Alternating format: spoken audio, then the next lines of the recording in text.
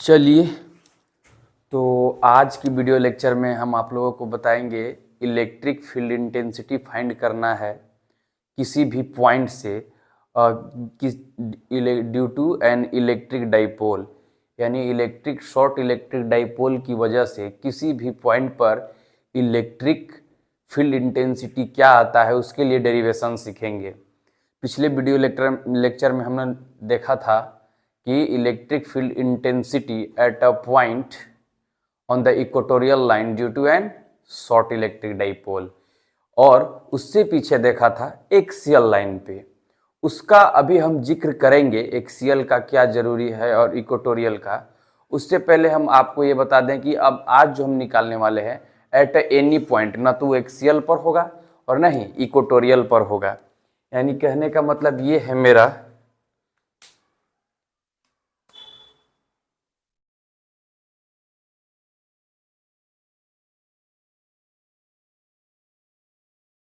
Expression for electric field intensity at any point due to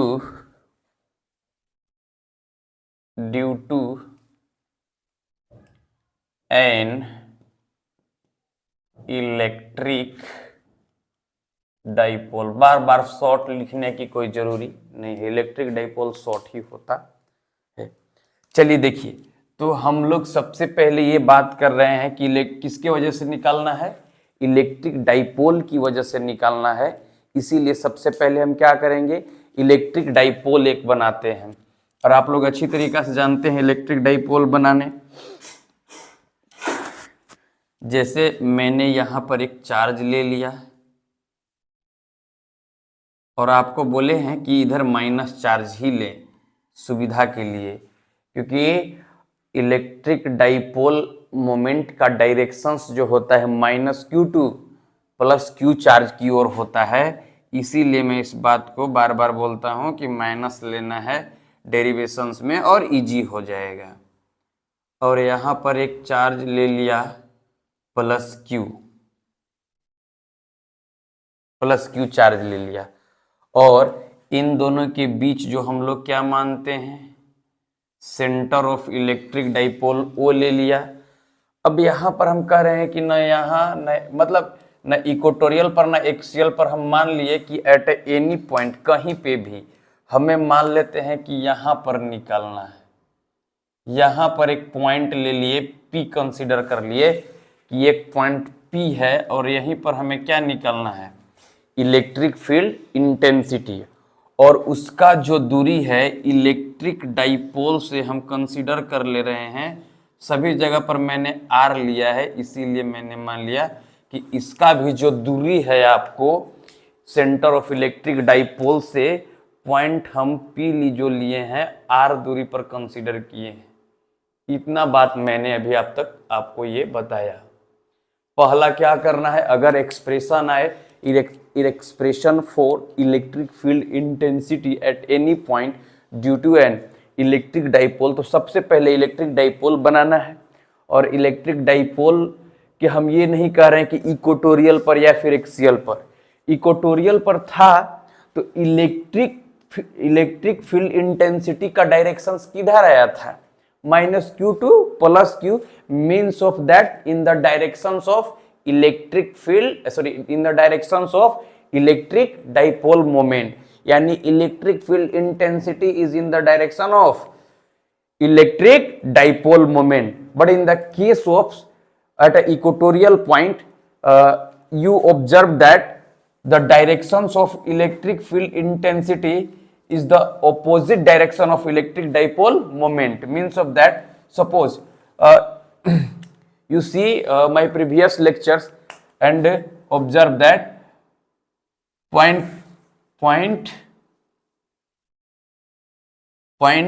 P, this is the point P।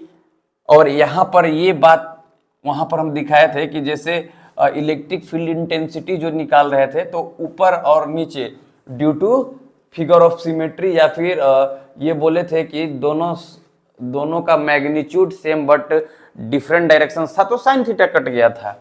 और ये दोनों जो थे इधर की डायरेक्शंस में क्या किए थे, ऐड हुए थे। DE1 cos theta, sorry E1 cos theta और E2 cos theta.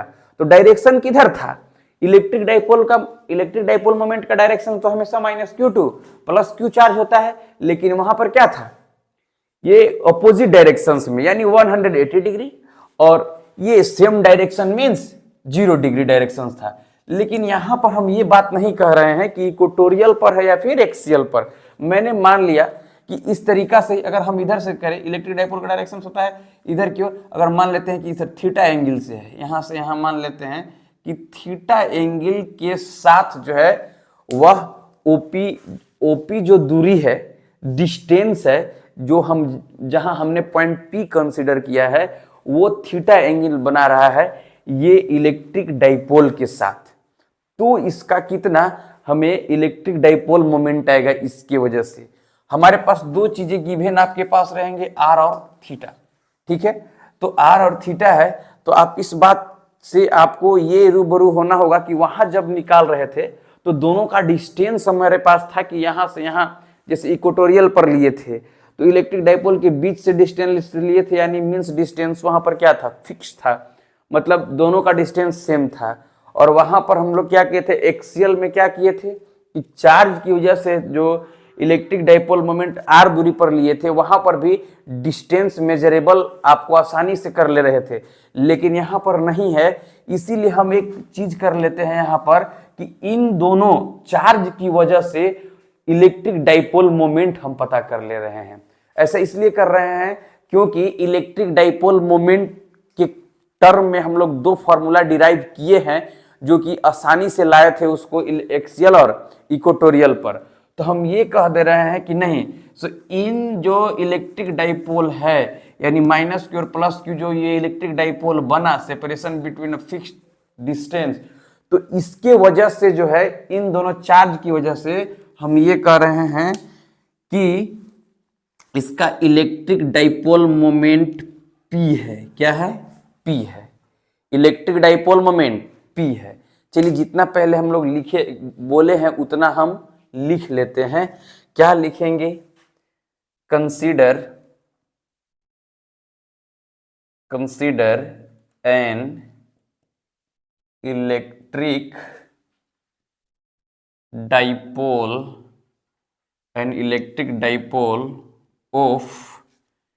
of two equal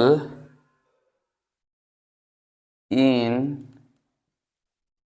magnitude but opposite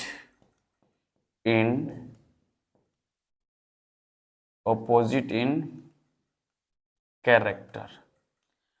Consider an electric dipole of two equal in magnitude but opposite in charge. तो character charge ले लिए मैंने, charges. Consider an electric dipole of two equal in magnitude but opposite in character charges को हमने consider किया।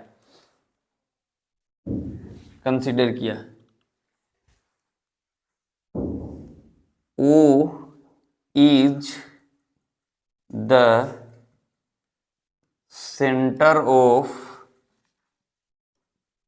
electric dipole, center of electric dipole, and let a point P from the let a point P from the r distance of electric dipole, where point to be noted, where we have to find electric field intensity due to this dipole. So let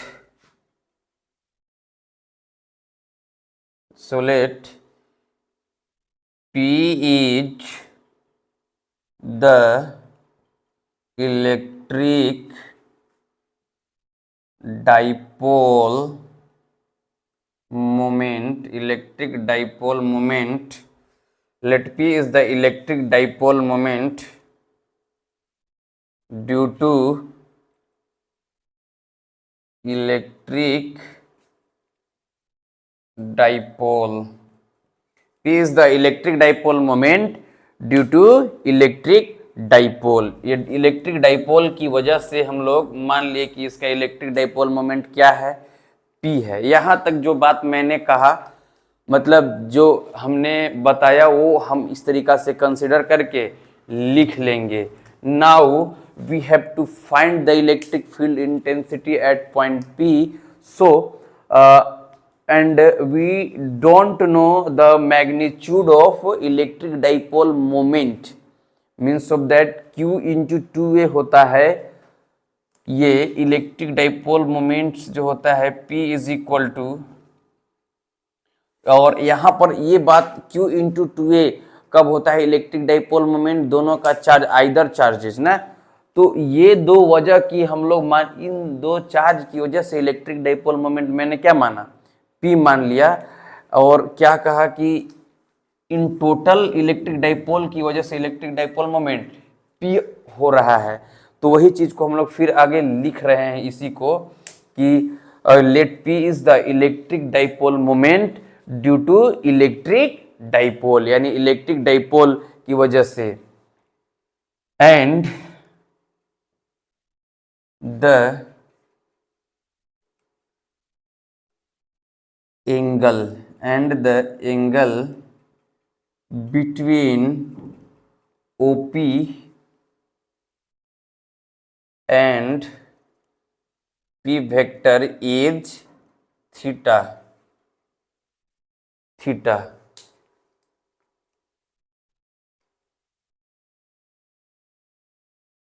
Now we take component of P vector and R. First क्या है, and are P sin theta and P cos theta. देखिए आपको इतना लिखने के बाद दूसरा बात ये करना है कि ये वेक्टर P जो है, P वेक्टर को हम दो रेक्टेंगुलर कंपोनेंट में तोड़ेंगे, यानी component of vector class 11th में आप लोग पढ़े होंगे, ऐसे वहां पर पढ़े होंगे कि जैसे मान लीजिए इस तरीका से दो वेक्टर्स को मैंने एक वेक्टर है और इन दोनों के बीच अगर रेक्टेंगुलर कंपोनेंट में तोड़ना है, अगर मान लेते हैं ये वेक्टर ए है, तो ए जो है इसके साथ अगर थीटा बनाता है एंगल, तो जो थीटा वाले के साथ होता है उसका मैग्नीट्यूड होता है ए कोस थीटा, और जो जिसके साथ थीटा नहीं होता है वो क्या हो जाता है, ए साइन थीटा हो जाता है। अगर मान लेते हैं इधर रहता थीटा इसके साथ, तो यहाँ पर कोस हो जाता है, यहाँ पर साइन। तो क्या कर रहे हैं कि ये जो वेक्टर है P वेक्टर है उसको हम क्या करेंगे, दो गो रेक्टेंगुलर कंपोनेंट में तोड़ेंगे, और तोड़ने का रीजंस ये है क्योंकि हमें फाइंड करना है electric field intensity due to total ये इलेक्ट्रिक डाइपोल की वजह से, ये नहीं कि माइनस क्यू और प्लस क्यू की वजह से एकत्र करके निकाल कर जोड़ना नहीं है। यहाँ पर हमें टोटल इलेक्ट्रिक डाइपोल की वजह से, यानी इलेक्ट्रिक डाइपोल मोमेंट की वजह से हमें इलेक्ट्रिक फील्ड इंटेंसिटी फाइंड करना है। तो क्या करेंगे कि इसको हम दो गो कंपोनेंट्स में तोड़ेंगे। थीटा एंगल के साथ है, तो थीटा एंगल के साथ हम मान लेते हैं कि ये देखिए इस तरीका से ये आपका यहाँ पर इस पॉइंट पर 90 डिग्री के हिसाब से आप इस तरीका से तोड़ दीजिए वेक्टर का कंपोनेंट में। अब बताइए, ये आप देखिए तो ध्यान से, इस तरीका से ऐसे है कि नहीं, इस तरीका से आपका ये जो आपका कंसीडर, जैसे ये 90 डिग्री इस तरीका से है ना यहाँ पर, तो इसी तरीका से ये आपको है, और ये जो आपको जो आर जो डिस्टेंस है वो, और ये जो है ऊपर वाले के साथ क्या में है, थीटा के साथ, तो ऊपर वाले के साथ जो है ये क्या हो जाएगा, अब किसका माने है, P का माने है। तो यहाँ पर P है, तो जैसे A था ये वेक्टर, तो यहाँ P वेक्टर, तो ये क्या हो जाएगा ऊपर P कोस थीटा हो जाएगा। क्या हो जाएगा, P कोस थीटा। अब देखिए यहाँ पर जो है जो एंगल के साथ नहीं बनता है उसको हम लोगों ने क्या नाम दिया है कि साइन लगाते हैं, P साइन थीटा। देखिएगा आसान से समझते चलिए, ये बहुत ही आसान डेरिवेशंस है, आप इसको आसानी से कर सकते हैं। पहले तो कंसीडर करके सब मान लेना है, और क्योंकि सिंगल चार्जेस की वजह से नहीं निकालना है, ये टोटल इलेक्ट्रिक डाइपोल को हम मान लेंगे कि इलेक्ट्रिक डाइपोल मोमेंट क्या है, P है। अब क्योंकि डायरेक्शंस भी तो इस चार्ज की वजह से डिफरेंट आता है, इलेक्ट्रिक फील्ड इंटेंसिटी इसका डायरेक्शन डिफरेंट होता है, तो इलेक्ट्रिक डाइपोल मोमेंट का डायरेक्शन लेकिन हमेशा क्या होता है, minus Q2 plus Q charge होता है।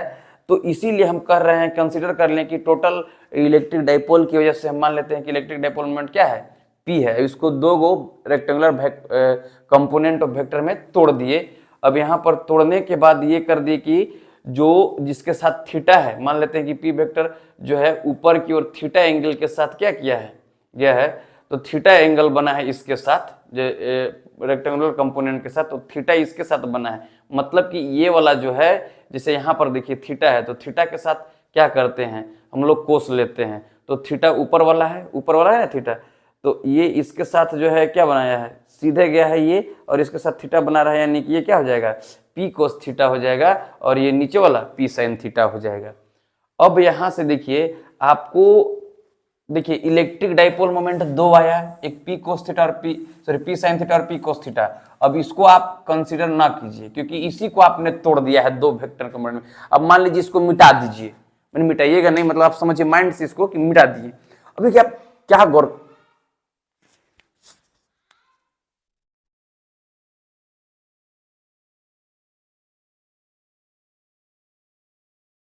हाँ तो चलिए देखिए, ये कह रहे थे कि इसको आप क्या कर दीजिए, निगलेक्ट कर दीजिए, यानी हटा दीजिए। तो अब आप क्या देख रहे हैं कि इसके वजह से इसका इलेक्ट्रिक डाइपोल मोमेंट क्या है, P साइन थीटा। तो P साइन थीटा की वजह से P जो है कहां पर स्थित है, देखिए तो आप कंसीडर कर लीजिए कि यहां से इस तरीका से किया है, तो ये 90 डिग्री पर है, 90 डिग्री पर है, यानी कहने का मतलब कहीं ना कहीं तो इक्वेटोरियल लाइन पर है। तो हम यहां से कह सकते हैं कि P साइन थीटा की वजह से क्या है, इक्वेटोरियल लाइन पर है। और हम ये कह रहे हैं कि P sine theta electric dipole moment की वजह से हम जो ले रहे हैं इलेक्ट्रिक फील्ड इंटेंसिटी E1 है। क्या है, E1 है। तो E1 ले रहे हैं, तो इसका डायरेक्शन क्या होगा, आप भली भांति जानते हैं, एट इक्वेटोरियल पॉइंट पर। पिछले ही वीडियो लेक्चर में हम लोग देखे थे कि इक्वेटोरियल पॉइंट पर जो आता है इलेक्ट्रिक डाइपोल मोमेंट के जस्ट ऑपोजिट डायरेक्शन में इलेक्ट्रिक फील्ड इंटेंसिटी का डायरेक्शन होता है। तो हम ये कंसीडर कर लिए कि इलेक्ट्रिक फील्ड इंटेंसिटी E1 का डायरेक्शन से ये होगा। अब देखिए P कोस थीटा, ये P कोस थीटा है, तो P cos theta electric dipole कहीं पे भी P कोस थीटा है, यहां पर P कोस थीटा की वजह से आप देखिए, सपोज यहां ऐसे कर लीजिए, सीधे जा रहा है, यानी कौन, एक्सियल लाइन पर है। और एक्सियल लाइन के लिए आप देखे थे कि electric field intensity in the directions of, किधर, directions of electric dipole moment, या फिर पैरेलल डायरेक्शन बोल सकते हैं, या फिर इज इन द डायरेक्शंस भी बोल सकते हैं। तो हम सपोज कर ले रहे हैं कि E2 जो है electric field intensity due to electric dipole moment, ये इस तरीका से मान लिए मैंने E2। अब देखिए हमारा डेरिवेशन और आसान हो गया। अब यहां पर E1 और E2 हो गया, तो रिजल्टेंट इलेक्ट्रिक फील्ड इंटेंसिटी यदि आप निकालना चाहें तो आप आसानी से एक बात गौर कीजिए कि अगर दो गो वेक्टर्स हैं और ये परपेंडिकुलर लाइन पर भी है, हमको थीटा भी मालूम है, तो इन दोनों के बीच यानी दो वेक्टर्स के बीच रिजल्टेंट वेक्टर आप निकाले होंगे क्लास 11th में। अगर E1 है तो E1 का होल स्क्वायर प्लस E2 का whole square plus 2E1 E2 cos theta, या फिर वहां पर A और B वेक्टर मानकर चले होंगे तो ये भी लिखेंगे। तो बाय द वे ये हम लोग जो कंसीडर किए वो लिख लेते हैं, ठीक है। तो क्या लिखेंगे हम लोग, मिटा लेते हैं, ऐसे मिटा दिए। ऊपर तो लिखा हुआ था इतिहास लिख दिए थे। इतिहास कहने का मतलब जो जो हम माने हैं, कंसीडर किए हैं उसका। और एक बात आपको ये भी याद रखना है कि जब भी आप डेरिवेशंस कर रहे हैं तो जो जो कंसीडर किए हैं आपका लास्ट डेरिवेशंस के फॉर्मूला में वही रहना चाहिए, अदर चीज नहीं होना चाहिए, तभी आपका डेरिवेशंस कंप्लीट होगा। तो हमने क्या बताया आपको, let E1 is the electric field intensity at a point P due to electric dipole moment P sin theta and due to P sin theta point P is on the equatorial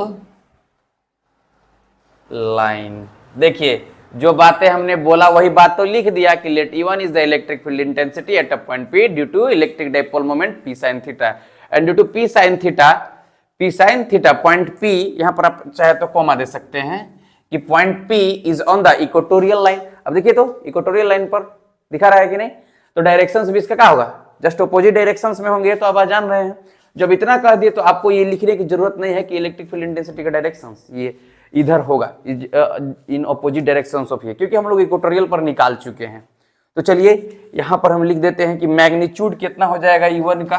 अब देखिए magnitude of E1, अब जानते हैं at equatorial पर का formula क्या जानते हैं आप, इलेक्ट्रिक फील्ड इंटेंसिटी E1। अब ये इक्वेटोरियल E1 पर जानते हैं आप, इक्वेटोरियल पर है तो इक्वेटोरियल का फॉर्मूला होता है Kp बटा R का पावर 3, पिछले वीडियो लेक्चर से। अब इसका डायरेक्शन आप लिखना चाहें तो अगर इसको मान लेते हैं कि P यहां मान लिए कि Q ले लिए, तो PQ डायरेक्शन लिख सकते हैं एलोंग, या फिर मैग्नीट्यूड की हमें जरूरत है तो डायरेक्शन लिखने की यहां पर जरूरत नहीं है, ठीक है। तो ये कर दिए इन मैग्नीट्यूड ना, इन मैग्नीट्यूड। बताइए मैग्नीट्यूड में हम क्यों कर दिए, क्योंकि डायरेक्शन तो इसका अपोजिट होगा, हम बता रहे हैं डायरेक्शन क्या होगा, अपोजिट। अब लिख भी सकते हैं कि in the opposite directions of electric dipole moment P sin theta. तो यहां पर ये हो जाएगा, आप इसको इक्वेशंस फर्स्ट मान लीजिए। अब अगला कंसीडर में क्या करेंगे, E2 किसकी वजह से, P cos थीटा की वजह से, तो लिखेंगे कि let E2 is the electric field intensity at a point P due to electric dipole moment.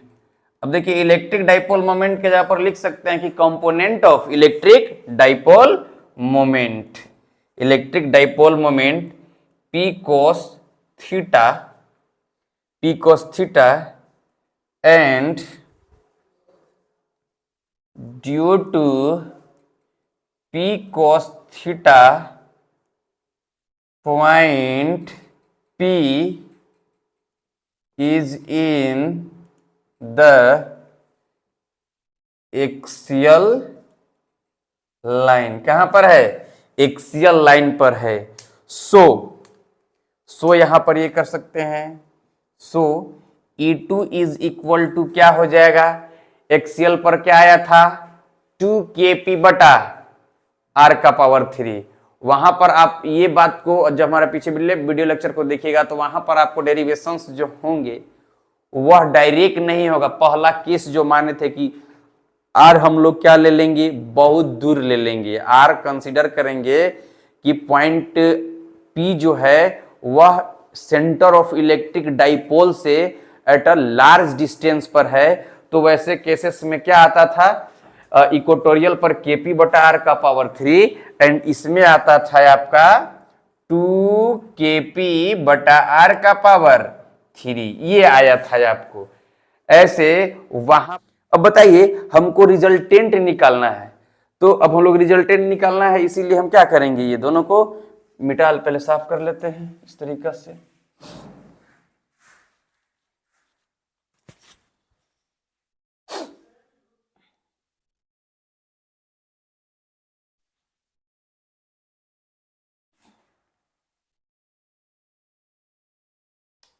Late कर लेते हैं। Let ER is the resultant electric field intensity let ER is the resultant electric field intensity at point P due to E1 and E2। Vector दे देते हैं।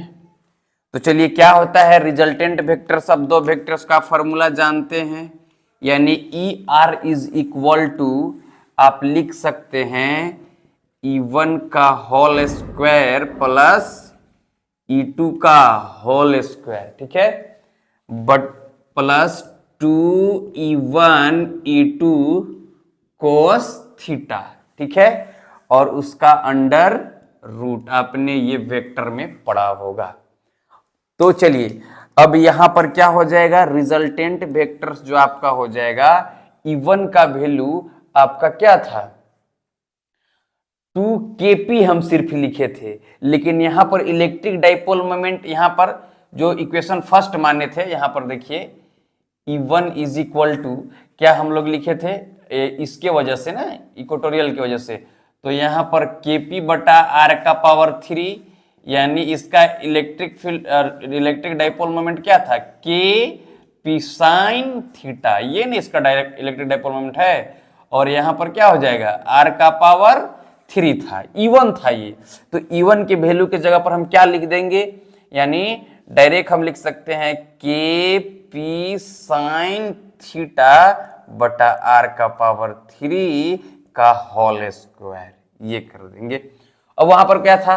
वहां पर ये था कि 2 यहां पर था kp, तो kp यहां पर क्या हो जाएगा? kp कोस थीटा हो जाएगा और यहां पर 2 हो जाएगा, यानी E2 हो जाएगा ये ना, तो E2 हो जाएगा, यानी 2kp कोस थीटा और डिवाइडेड बाई r का पावर 3 का होल स्क्वायर, ये हो जाएगा। अब चलिए इसका अंडर रूट कर लेते हैं हम लोग। अंडर रूट इसका हो जाएगा प्लस 2E1 E2 है ना, 2E1 E2, तो 2E1 E2 इंटू कोस। अब यहाँ देख रहे थीटा का वैल्यू कितना है? 90, तो यहाँ क्या हो जाएगा? 0। अब ये सारा टर्म क्या हो जाएगा? 0 हो जाएगा। अगले स्टेप में आप ध्यान से देखिए, ये electric field resultant electric field क्या हो जाएगा कि अब देखिए इस दोनों में टर्म में आप देख रहे होंगे कि kp जो है कॉमन है और r का पावर 3 भी क्या है? कॉमन है। इसका होल स्क्वायर हम लोग क्या कर लिए? कॉमन, और ये अंडर रूट तो होगा ही। चलिए अब प्लस कॉमन कर लिए, इनटू में अब आपको क्या बच गया? KP, ये हम लोग ये निकालिए KP निकालिए r के पावर 3, तो आपके पास बच गया साइन स्क्वायर थीटा प्लस बच जाएगा आपको KP निकल गया वार का पावर 3, यानी 2 दूना 4 हो जाएगा, और यहाँ पर आपका कोस स्क्वायर थीटा का ये अंडर रूट तो दे दिए हैं शुरू में ही।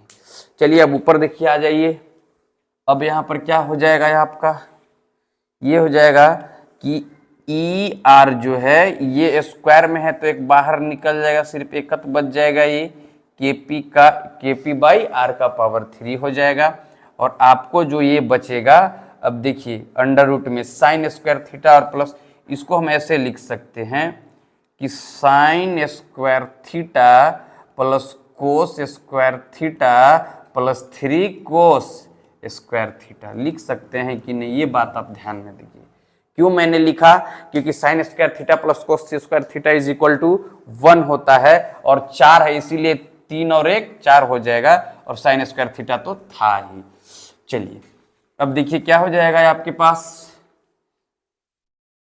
क्या हो जाएगा, ई जो आपका रिजल्टेंट आएगा वो हो जाएगा KP बटा R का power 3 under root 1 plus 3 cos square theta. ये आपका फाइनल डेरिवेशन हुआ। या फिर इसको अगर NCERT बुक के टर्म में लिखना चाहें तो क्या हो जाएगा बताइए, K हो जाएगा, सॉरी K का वैल्यू वो नहीं रखता है, P हो जाएगा आपके पास, और यहाँ पर 1/4 पाई इप्सिलॉन नॉट R का power 3 under root 1 plus 3 cos square theta, ये हो जाएगा आपका। चलिए तो ये आपका हुआ फाइनल।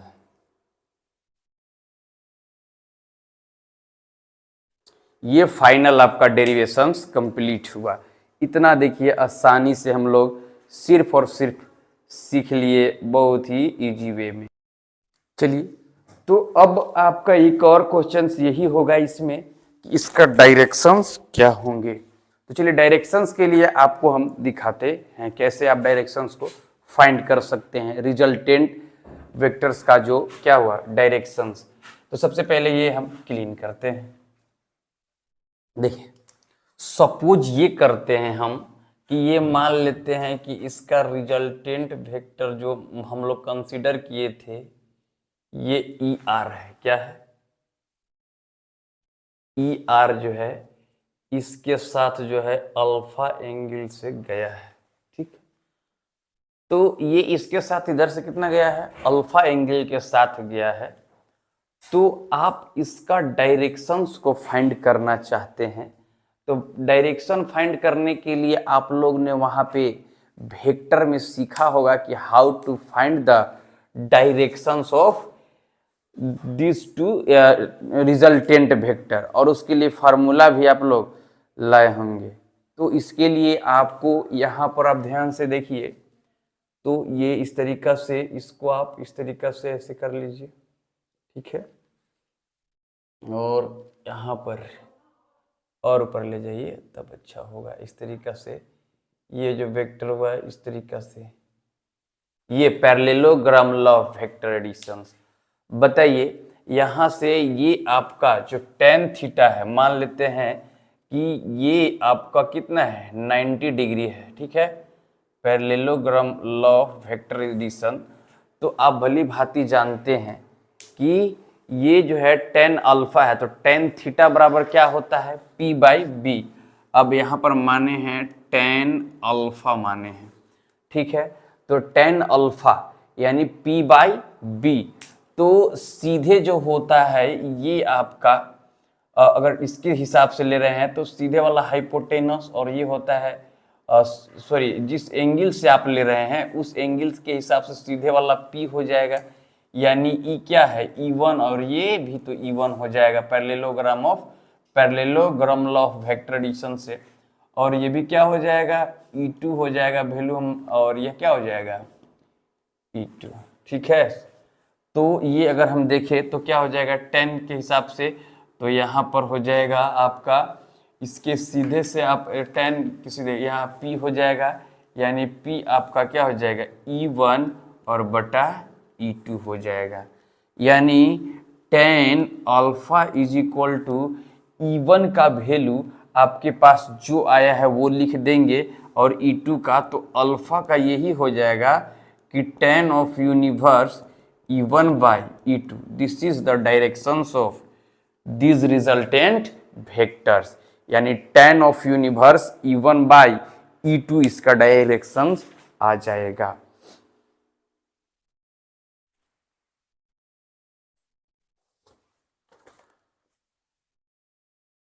अब चाहे तो इसका वैल्यू भी पुट कर सकते हैं, जैसे आप लोगों को मैंने ये किया, या जैसे मान लीजिए अल्फा इज इक्वल टू हो जाएगा, तो अल्फा इज इक्वल टू ऐसे ही कर लीजिए, ये तो हो ही जाएगा लेकिन वैल्यू हम पुट कर रहे हैं ना, तो ये आप ये कर सकते हैं tan alpha is equal to E1 का वैल्यू आपके पास जो हमने पीछे फाइंड किया था ड्यू टू एक्सियल लाइन, तो आपको ये आया था KP, और ये क्या था KP sign theta divided by R का पावर 3, और इनटू में जब E2 लाए थे तो R का पावर 3 ऊपर चला जाएगा 2 KP साइन कोस थीटा लिख सकते हैं।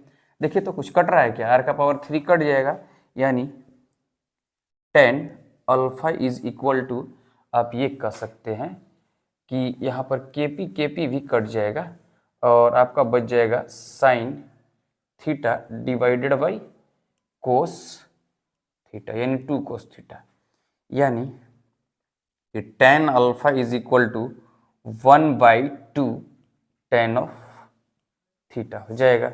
ये आपके पास आ गया, यानी आप इसका कह सकते हैं, थीटा हम लेकर चल रहे हैं ना, तो हाँ बिल्कुल कोई दिक्कत नहीं है।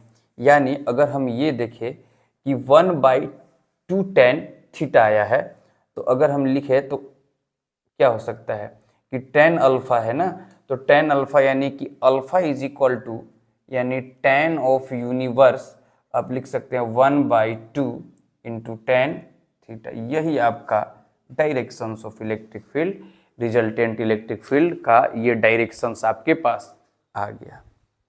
tan ऑफ यूनिवर्स यानी 1/2 tan थीटा। तो हमें आशा नहीं पूर्ण विश्वास है कि यह समझ में आप लोगों को आया होगा। तो चलिए हम लोग ये कर लिए electric field intensity due to an electric dipole और कौन एक्सियल लाइन पर। देखिए एक बात और यहाँ पर आप याद रखिए कि जो फार्मूला लाए वो सही लाए हैं कि नहीं।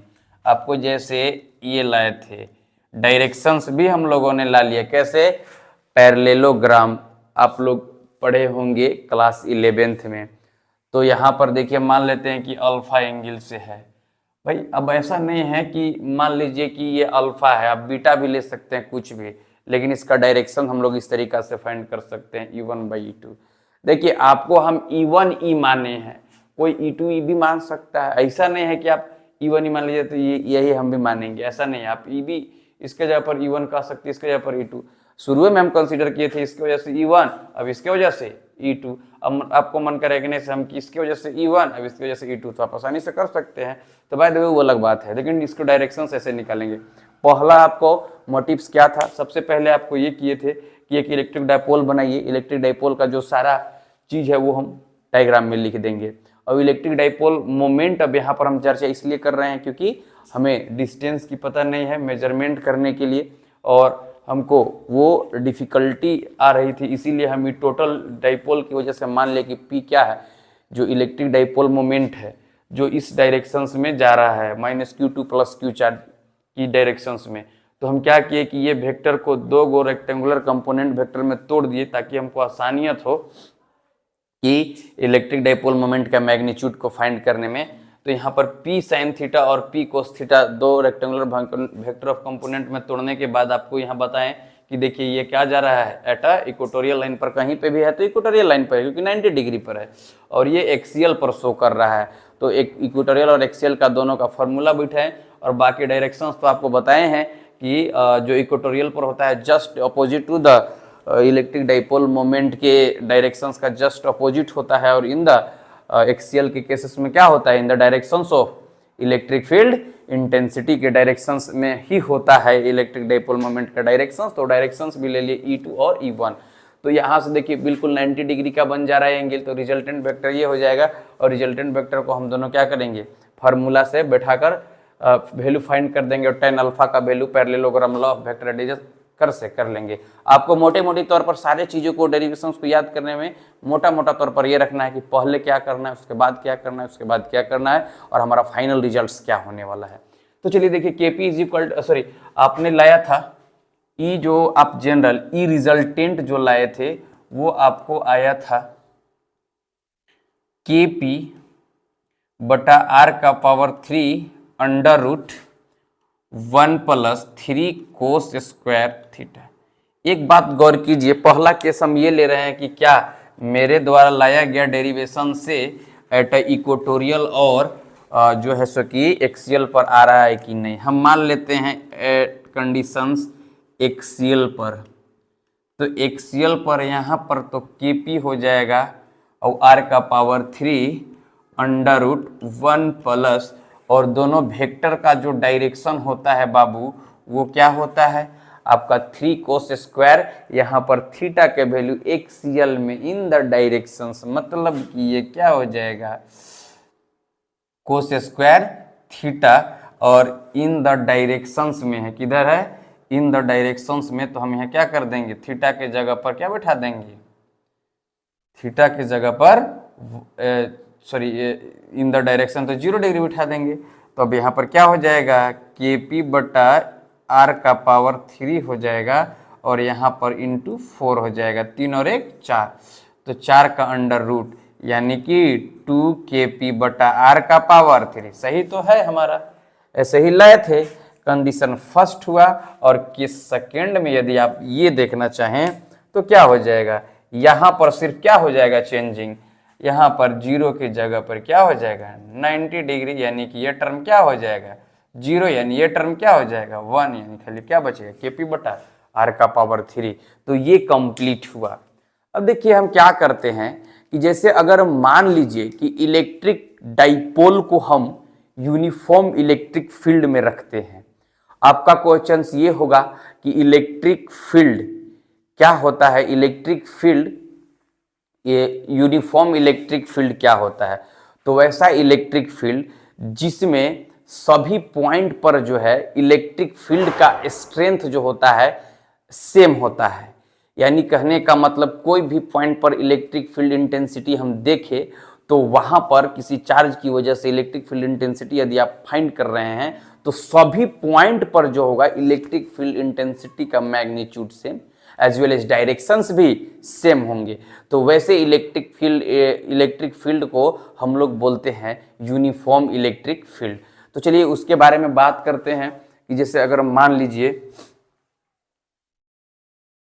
ये हुआ कंप्लीट ना, आप इसको अच्छी तरीका से देखिए, बहुत ही आसानी से आप लोग समझ सकते हैं।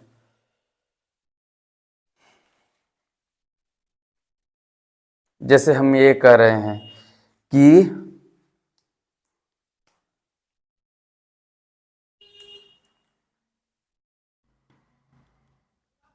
पहला पॉइंट ये हम बता रहे हैं uniform electric field, uniform electric field क्या है, यानी the field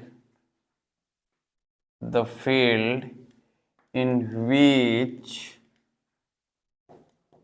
the strength of electric field are same at all point, यानी कि the field in which the strength of electric field are same at all point, that means आप ये लिख सकते हैं कि the electric field the directions, the magnitude and directions of electric field is same। यानी हम कह दे कि the field in which strength of electric field are same, it means at all point, that means the magnitude and direction of electric field is same। this is known as, कह सकते हैं this is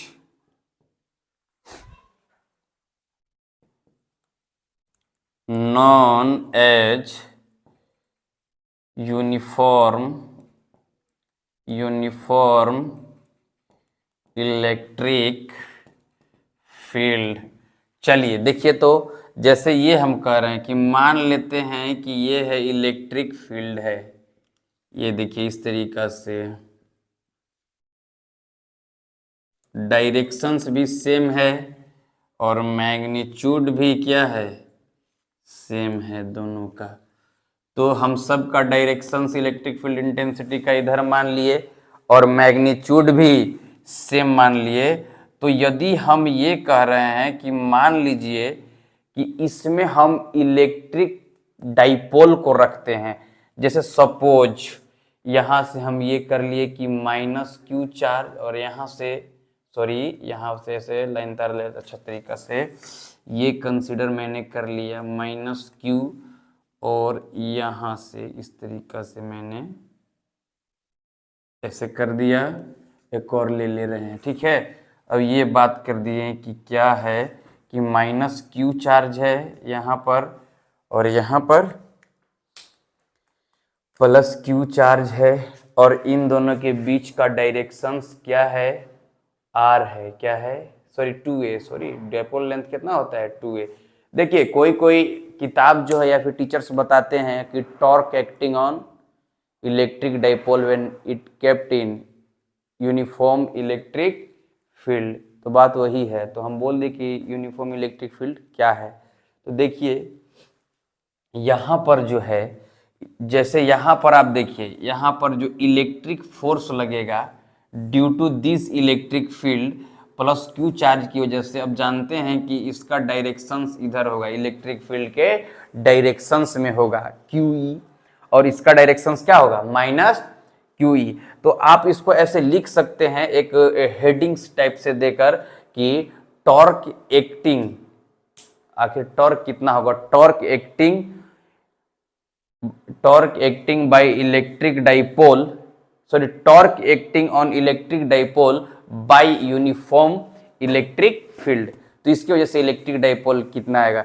देखिए torque क्या होता है, तो torque जो होता है, टॉर्क एक फोर्स होता है जो किसी भी चीज को रोटेटिंग कराने में क्या करता है, मदद करवाता है, रोटेट करवाने में हेल्प करता है। तो जैसे मान लीजिए इसका ट्रांसलेटरी मोशन नहीं होगा, ट्रांसलेटरी फोर्स नहीं लगेगा, इसका ट्रांसलेटरी फोर्स 0 हो जाएगा, क्योंकि यहाँ क्या हो जाएगा QE, अब यह QE होगा मैग्नीट्यूड, इसका डायरेक्शन उधर है, इसका डायरेक्शन इधर, यानी दोनों ट्रांसलेटरी मोशन खत्म हो जाएगा। यानी फोर्स किधर की ओर लगेगा तो ऊपर की ओर और ना तो नीचे की ओर। तो ये couple of force, parallel couple of force लगने लगेगा। मतलब कि पैरेलल कपल ऑफ फोर्स कहने का मतलब इससे ऊपर, ये जो है ऊपर की ओर फोर्स लगाएगा और नीचे की ओर, सिर्फ ऊपर की ओर लगाएगा, ये नीचे की ओर, तो इसमें क्या आ जाएगा, रोटेटिंग होने लगेगा। क्या होने लगेगा, रोटेटिंग होने लगेगा। तो वही लिखेंगे कि सबसे पहले लिख लेंगे कि suppose an electric dipole of two equal and opposite charges is kept in uniform electric field, uniform electric field, and the electric dipole length of this electric dipole is 2a, मान लेंगे 2a हो जाएगा। अब suppose करते हैं कि लिख लेंगे, उतना आप लोग लिख लीजिएगा जो हम बोले। तो चलिए यहाँ पर ये कह सकते हैं कि फोर्स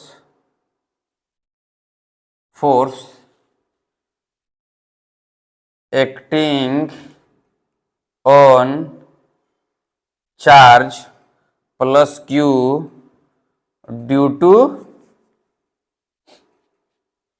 इलेक्ट्रिक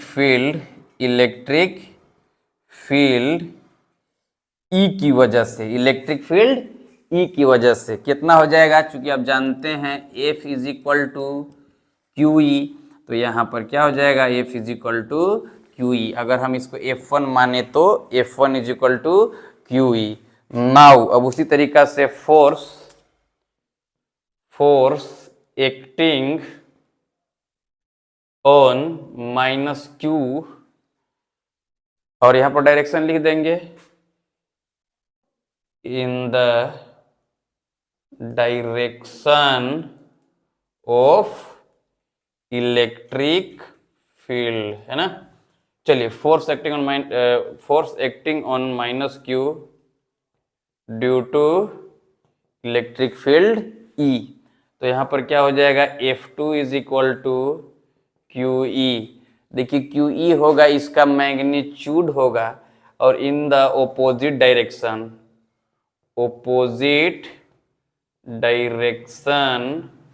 ऑफ ई, तो इसीलिए हम कह रहे हैं कि नहीं से F2 इज इक्वल टू ये कह सकते हैं माइनस क्यू ई, डायरेक्शन चेंज कर दिए, इन the direction of E vector. अब दोनों को जोड़ देंगे, यानी कि टोटल फोर्स कितना हो जाएगा, यानी ट्रांसलेटरी फोर्स, टोटल फोर्स कर दीजिए, total force Ft is equal to F1 plus F2 कीजिएगा, तो Ft is equal to Q E minus q E हो जाएगा आपका डायरेक्शंस, ये मैग्नीट्यूड में, तो ये क्या आ जाएगा, जो Ft है वो क्या हो जाएगा, 0। यहाँ पर आप लिख दीजिएगा 0 हो गया, तो यहाँ पर आप लिख सकते हैं hence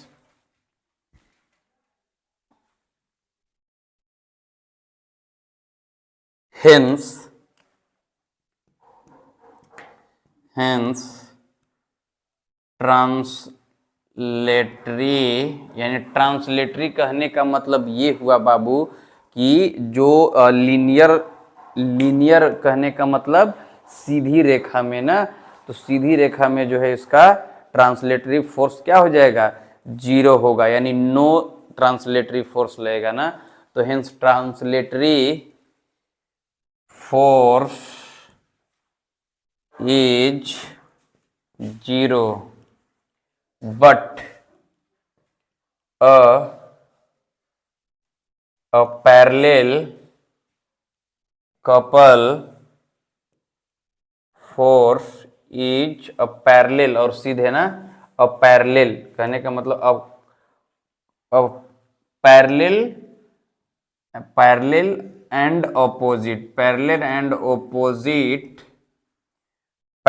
opposite force is exist due to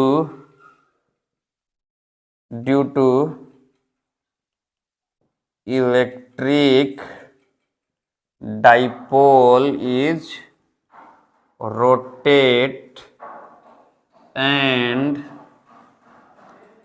torque is produced. इसमें क्या प्रोड्यूस्ड हो जाएगा, टॉर्क प्रोड्यूस्ड हो जाएगा बाबू।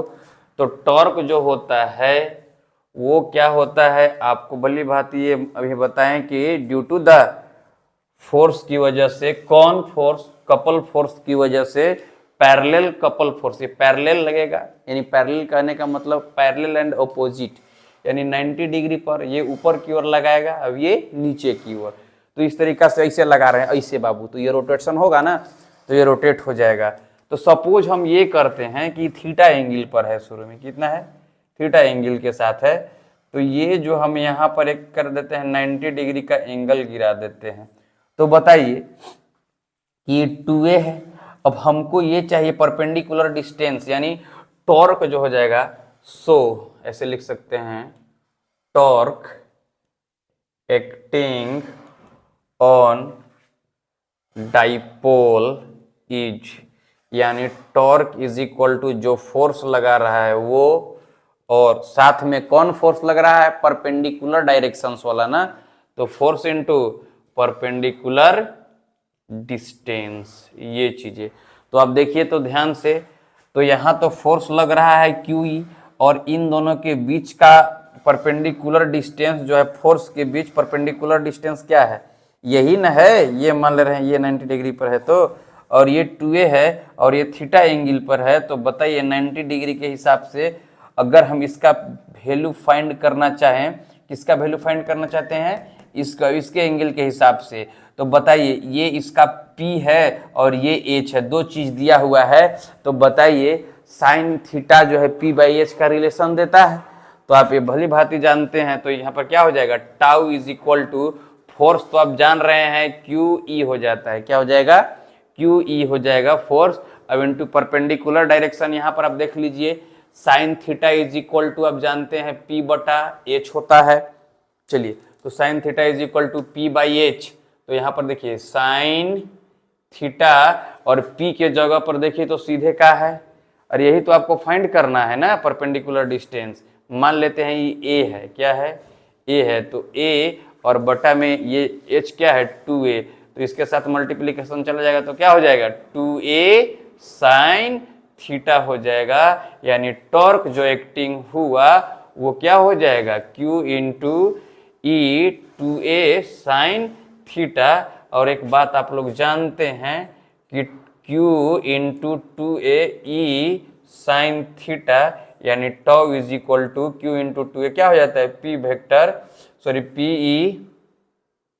साइन थीटा, यानी टॉर्क इज इक्वल टू कह सकते हैं vector P cross vector E आ गया। यानी एक बात याद रखिए कि टॉर्क जो एक्टिंग हो रहा है किस पर, ये यूनिफॉर्म इलेक्ट्रिक फील्ड की वजह से tau is equal to P sine theta या फिर Q क्रॉस E होता है। तो आप ये कह सकते हैं कि direction of electric field intensity और ये जो डायरेक्शंस की इलेक्ट्रिक फील्ड इंटेंसिटी और इलेक्ट्रिक डाइपोल मोमेंट P की डायरेक्शन एक दूसरे से क्या है, 90 डिग्री के डायरेक्शंस में है। मीन्स ऑफ दैट हम कह सकते हैं कि thus the directions of torque is, thus the directions of torque is, ये नहीं कह सकते, thus the direction of torque is perpendicular to the electric field intensity and electric dipole moment vector. ये चीज लिख लीजिएगा। Thus we can say that the direction of torque is in the 90 degree at the 90 degree of electric dipole moment and electric field intensity vector. तो चलिए ये हुआ। कल हम लोग ये निकालेंगे कि इसके द्वारा इलेक्ट्रिक फील्ड इंटेंसिटी के द्वारा जो एनर्जी किया जाएगा, यानी टॉर्क जो लाइन इसके द्वारा, जैसे मान लीजिए एक्सटर्नल फोर्स हम लगा रहे हैं, तो इसको कितना जो टॉर्क लग रहा है, कितना एनर्जी से टॉर्क लगा रहा है, कौन, इलेक्ट्रिक फील्ड इंटेंसिटी। तो आज का वीडियो लेक्चर इतना ही रहेगा। That's all for today, thanks.